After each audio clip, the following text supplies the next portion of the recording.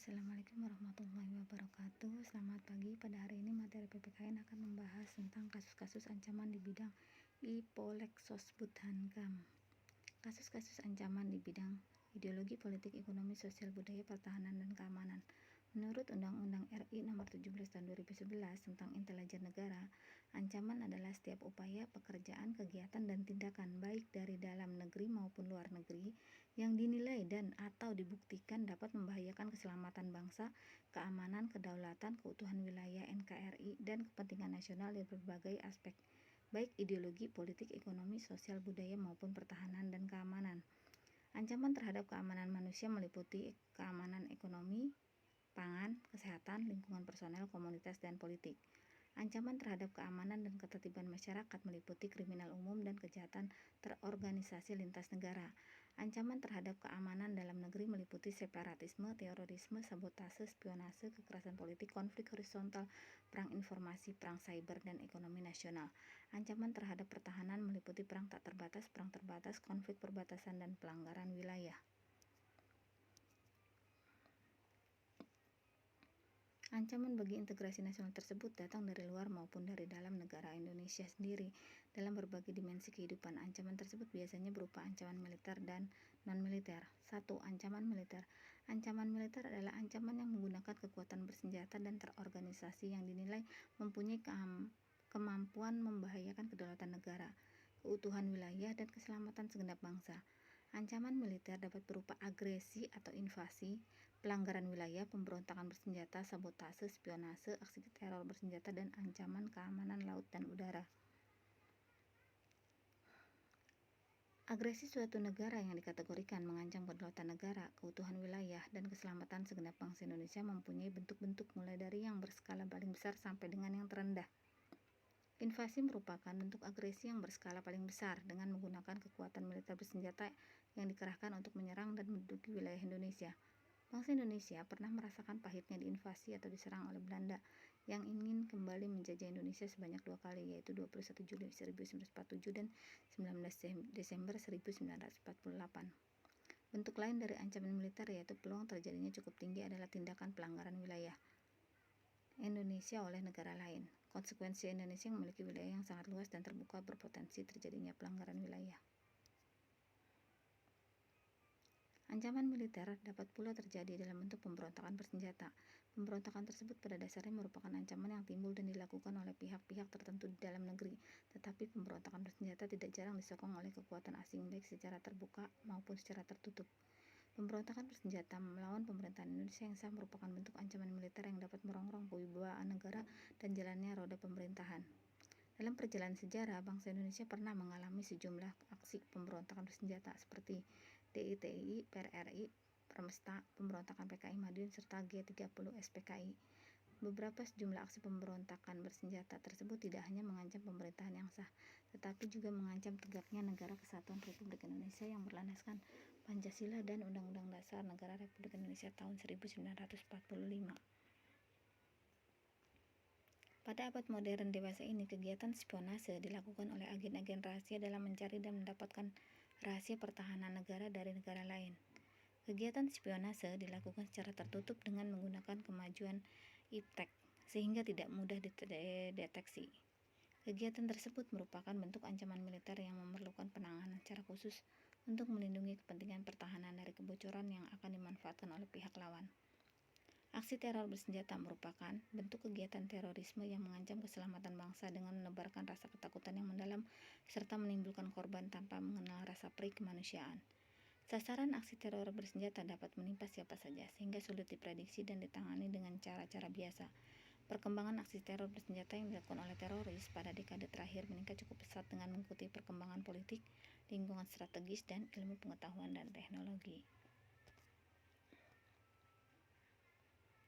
2. Ancaman non-militer. Ancaman non-militer pada hakikatnya ancaman yang menggunakan faktor-faktor non-militer dinilai mempunyai kemampuan yang membahayakan kedaulatan negara, kepribadian bangsa, keutuhan wilayah negara, dan keselamatan segenap bangsa.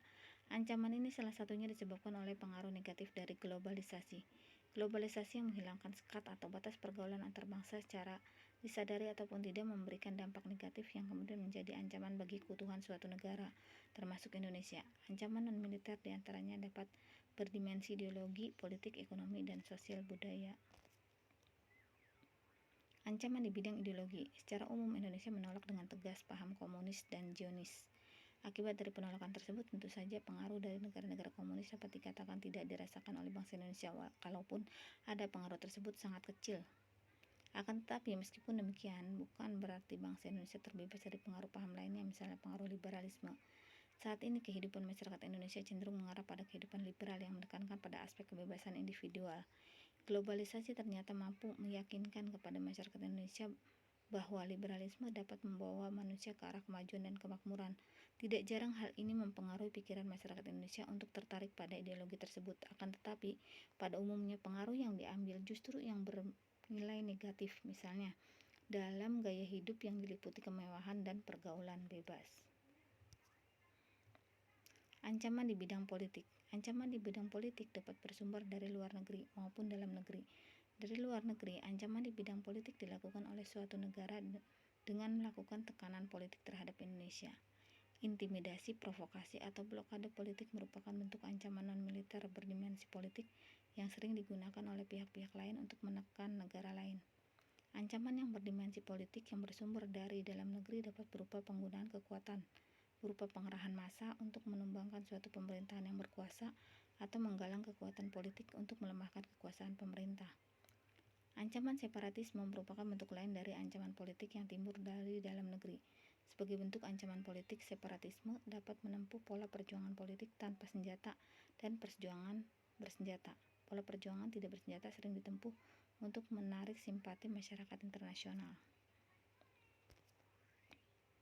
Ancaman di bidang ekonomi. Globalisasi perekonomian merupakan suatu proses kegiatan ekonomi dan perdagangan di mana negara-negara seluruh dunia menjadi suatu kekuatan besar yang semakin terintegrasi dengan tanpa rintangan batas teritorial negara. Pengaruh negatif globalisasi ekonomi yang dapat menjadi ancaman kedaulatan Indonesia khususnya dalam bidang ekonomi diantaranya: 1. Indonesia akan dibanjiri oleh barang-barang dari luar negeri.